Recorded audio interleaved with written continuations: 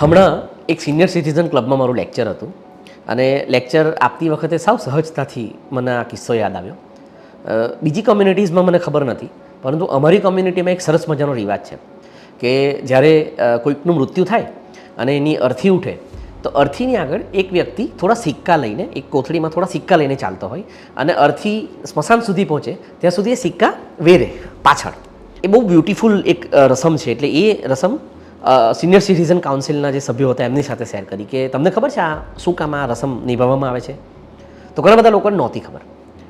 એ રસમ એટલા માટે નિભાવવામાં આવે કે જ્યારે અર્થી ઉઠે છે અને એ અર્થી સ્મશાન સુધી જાય છે ત્યારે એક વ્યક્તિ જે સિક્કા ફેંકે છે એ પેલી જે નનામી છે એના ઉપર સૂતેલ લાશને કહે છે કે ભાઈ તે જેના માટે આખી જિંદગી દોડાદોડી કરી, તે જેના માટે આખી જિંદગી જીવાજોડી કરી, એ ધન, એ પૈસા અહીં જ રહી ગયા અને એ અમે અહીં ફેંકી રહ્યા છે, તારી સામે, તારી આગળ ચાલીને ફેંકી રહ્યા છે. તારી પાસે જો એવી કોઈ ક્ષમતા હોય તો હવે ઊભો થા અને પેલા પૈસા ઉપાડ અને તારા ગજવામાં નાખીને ઉપર લઈ ગયા. પરંતુ એવું થતું નથી. સિનિયર સિટીઝન કાઉન્સિલમાં આ વાત મેં સાવ જુદા સંદર્ભે કરેલી, પણ પછી આના પર મને ઘણા બધા વિચારો આવ્યા કે આમ જોવા જતાં કેટલી બ્યુટિફુલ રસમ છે કે જીવતા માણસોને એક ટકોરો મારે છે કે ભાઈ તમે જેટલું જીવાય એટલું જીવી લો.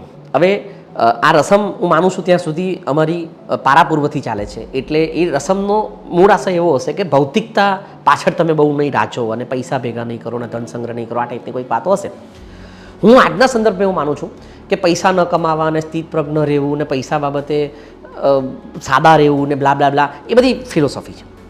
એકચ્યુઅલમાં પૈસાની જરૂર છે જ, પૈસો કમાવવો જ જોઈએ, પૈસો સાથે રાખવો પણ ઘણા બધા લોકોની તકલીફ એ થાય છે કે એ લોકો પૈસા કમાવામાં જ એટલા બધા બિઝી થઈ જાય છે કે કમાયેલો પૈસો પોતાની જાત પર પણ ખર્ચી નથી શકતા.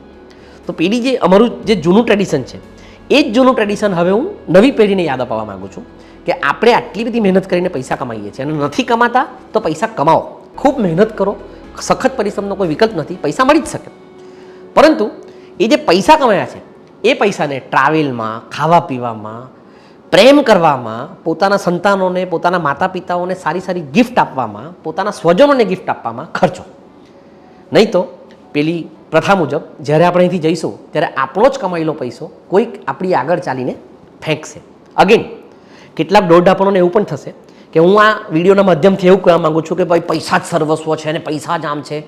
પરંતુ યસ, પૈસા સર્વસ્વ હશે કે નહીં હશે એ બીજી બાબત છે. મૂળ બાબત એ છે કે ગુજરાતી કહેવત છે જ, નાણાં વગરનો નાથ્યો અને નાણે નાથા લાલ. નાણાંનું જીવનમાં અત્યંત મહત્ત્વ છે. એટલે નાણાં કમાવા પણ, નાણાં ખર્ચવા પણ.